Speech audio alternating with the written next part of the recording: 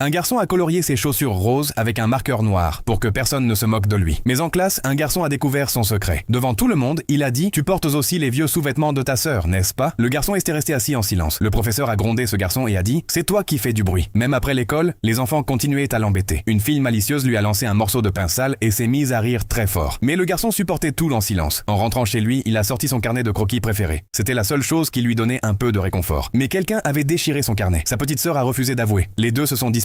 À ce moment-là, leur père est entré dans la chambre. Il connaissait la vérité, mais il n'a rien dit. Le garçon savait depuis toujours que, dans la maison, ses deux sœurs étaient plus aimées que lui. Il portait toujours des chaussures usées. Chaque fois qu'il demandait de nouvelles chaussures, on lui donnait les vieilles chaussures de sa sœur. Un jour, il y avait une course à l'école. Le garçon voulait prouver à tout le monde qu'ils avaient tort. Dans cette course, il y avait aussi une fille nommée Leslie. Mais il ne savait pas grand-chose sur elle. Le sifflet a retenti et la course a commencé. Le garçon a couru de toutes ses forces. Au début, il était en tête. Mais près de la ligne d'arrivée, Leslie l'a dépassé. Leslie a gagné la course. Le garçon était brisé à l'intérieur. Leslie lui a tendu la main en signe d'amitié. Mais il a tourné la tête avec colère. Leslie n'était pas heureuse à l'école non plus. Elle aussi était harcelée tous les jours. Alors le garçon a compris qu'ils étaient les pareils. Tous les deux étaient les seuls. Un jour, dans le bus scolaire, Leslie était assise au dernier siège, celui que les enfants appelaient la place des voyous. Le garçon l'a tiré et l'a fait asseoir à côté de lui. En descendant du bus, il a vu que Leslie descendait au même arrêt que lui. C'est là qu'il a découvert que Leslie était sa nouvelle voisine. Il en a été très heureux. Peu à peu, ils sont devenus de très bons amis. Un jour, le garçon a eu le courage de lui montrer son carnet de croquis. Leslie a été très heureuse en voyant ses dessins. Un jour, en jouant, ils sont entrés dans une étrange forêt. Musique. Là, ils ont trouvé une vieille cabane dans un arbre. Ils ont rassemblé quelques objets et en ont fait leur cachette secrète. Le jour de l'anniversaire du garçon, personne à la maison ne lui a prêté attention. Mais Leslie lui a offert une boîte de couleurs. C'est devenu son cadeau le plus précieux. Après cela, ils sont devenus les meilleurs amis. Mais un jour, tout a changé. On lui a dit que Leslie avait eu un accident et qu'elle n'était plus de ce monde. Le garçon n'arrivait pas à y croire. Tout son monde est devenu sombre, car elle était la seule personne avec qui il était vraiment heureux. Maintenant, le garçon était de nouveau seul. Chaque fois qu'il descendait du bus, il avait l'impression que Leslie allait descendre aussi. Le lendemain matin, il a placé sa photo sur un petit bateau et a écrit « Je ne t'oublierai jamais ». Y a-t-il aussi dans votre vie quelqu'un qui est parti loin de vous et que vous n'avez jamais pu oublier ?